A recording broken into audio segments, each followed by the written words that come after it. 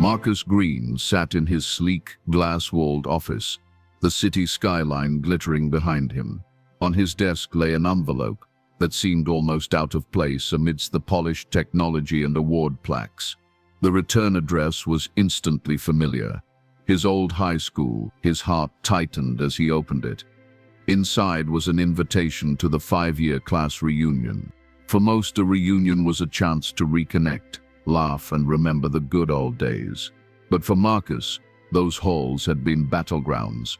He remembered the whispered jokes when he walked by, the snickers about his thrift store clothes, the way teachers overlooked him while classmates crowned athletes and prom queens. He was that weird kid, quiet, awkward, obsessed with ideas no one else cared about. Reading the invitation, old wounds reopened. He could still hear Tyler, the class clown, imitating Marcus's stutter during presentations. He could still see the way Jessica, his teenage crush, laughed along with everyone else. To them, he was invisible at best, pathetic at worst. But that was 5 years ago. Marcus wasn't the same boy anymore. He was now the founder and CEO of Next Vision Technologies, a rapidly rising software company that had disrupted the AI industry. In the last 2 years alone, his company had raised millions in funding and signed global contracts. Just 3 weeks earlier, Forbes had featured him on its cover with a headline, "The Disruptor, Marcus Green's 10." He ran his hand across the glossy magazine still sitting on his desk. The irony made him smile. None of his old classmates knew who he had become.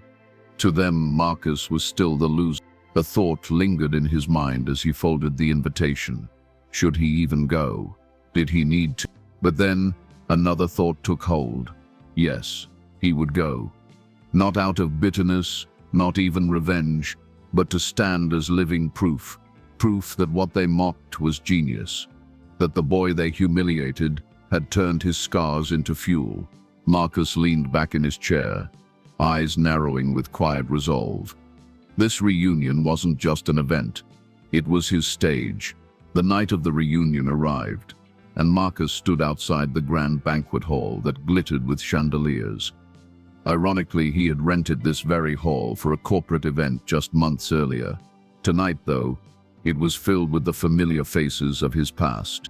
He entered quietly, dressed in a tailored suit, but not overly flashy. He didn't want to announce himself, at least not yet. Conversations buzzed, laughter echoed, and groups of former classmates hugged like no time had passed. Marcus slipped through the crowd unnoticed until a voice cut through the room. "Wait, is that Marcus?" Tyler, the self-proclaimed MC of the night, shouted into the microphone.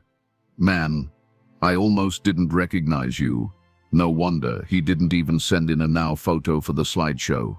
Yes, we all know why. The crowd chuckled, some covering their mouths, but the sting was the same. Just like old times, Marcus was once again the punchline. Jessica, standing nearby, gave him a polite smile, the kind people reserve for strangers. Others exchanged glances, whispers of "still the same" floated around. Marcus forced a smile even as his chest tightened. He took a drink and wandered to the edge of the room, watching the slideshow of everyone else's success, wedding photos, vacations, shiny job titles. But what struck him wasn't jealousy. It was how small those victories seemed compared to the storm he had weathered to build his empire. A few people approached him, casual but condescending. "So, Marcus, what are you up to these days?" One asked, clearly expecting a story about retail shifts or failed side hustles. Another added, "Bet you're still into those weird tech projects." Marcus kept his tone even. "Something like that," he said with a smile. The same kids who mocked him for being weird had no idea that his so-called weirdness had turned into a multi-million-dollar vision. Still, he let them believe what they wanted for now. He watched as Tyler strutted across the stage, listing everyone's jobs, boasting about promotions, bragging about his own marketing firm. When Tyler looked at Marcus again, he smirked. And of course, we all know Marcus is still working on himself. The room erupted in laughter, but Marcus didn't flinch. He was patient. He knew the weight of the storm he was about to unleash. The room dimmed as Tyler announced, "All right, let's look back at where we came from." The slideshow flipped through awkward teenage photos, drawing laughs and applause. But when Marcus's photo appeared, Tyler couldn't resist. "Here's Marcus. Didn't send us a new picture. Guess the camera still doesn't like him, huh?" Another round of laughter filled the hall. Marcus stood slowly. He didn't raise his voice, didn't wave for attention, but his presence, calm and deliberate, silenced those nearest to him. He walked to the stage, pulled a small device from his jacket, and connected it to the projector. Within seconds, the laughter died. On the screen wasn't a high school photo anymore. It was a Forbes magazine cover. The disruptor Marcus Green's $10 to $108 million vision. Beneath the title was Marcus himself, arms folded, confident, staring out into the world that once ignored him. Gasps rippled through the room. Whispering replaced laughter. Someone choked on their drink. Marcus clicked again. Headlines appeared. Next Vision Technologies lands global contract. From garage to glory. Marcus Green's billion-dollar path. The slideshow of his triumphs rolled on.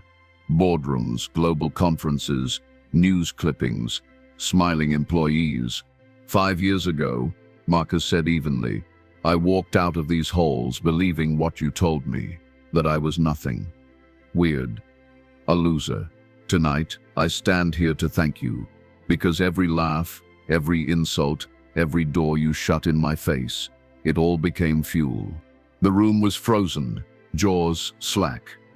Tyler's smug grin had vanished. Jessica's eyes widened as she whispered, "No way." Marcus's voice was steady, powerful. "What you called strange was vision. What you mocked became the reason we're standing in this hall tonight. The very hall I paid for. Look around. You're in my space now." The silence that followed was deafening. No more chuckles, no more snide comments, just the weight of shame pressing on those who once belittled him. After the shock, no one seemed to know what to say. A few tried to clap awkwardly, but Marcus raised his hand gently. No applause. I didn't come for validation. I came to remind you and myself that the person you overlook today may become the person you can't ignore tomorrow." His words weren't bitter, but they cut deeper than anger ever could. He wasn't there to humiliate, only to reveal the truth. Jessica approached timidly. "Marcus, I had no idea." But Marcus only smiled kindly. "None of you did, and that's the point." Tyler stammered into the microphone. "Well, I guess someone's been busy." The forced humor fell flat. No one laughed this time. Marcus looked around one last time. "I don't hold grudges. I just hold memories. And those memories built the man you see now. So, thank you, truly." With that, he disconnected the projector and walked out. He didn't linger for congratulations or shallow apologies. He didn't need them. Outside, the night air was cool against his face. As his driver opened the car door, Marcus glanced back at the hall. Through the glass windows, he could still see the stunned faces of his classmates, their pride shattered, their laughter silenced. For the first time in years, Marcus felt lighter, not because he had proven them wrong, but because he no longer carried their voices in his head. He had walked into that reunion as the boy they once mocked. He walked out as the man they could never again forget. And he did it all without raising his voice.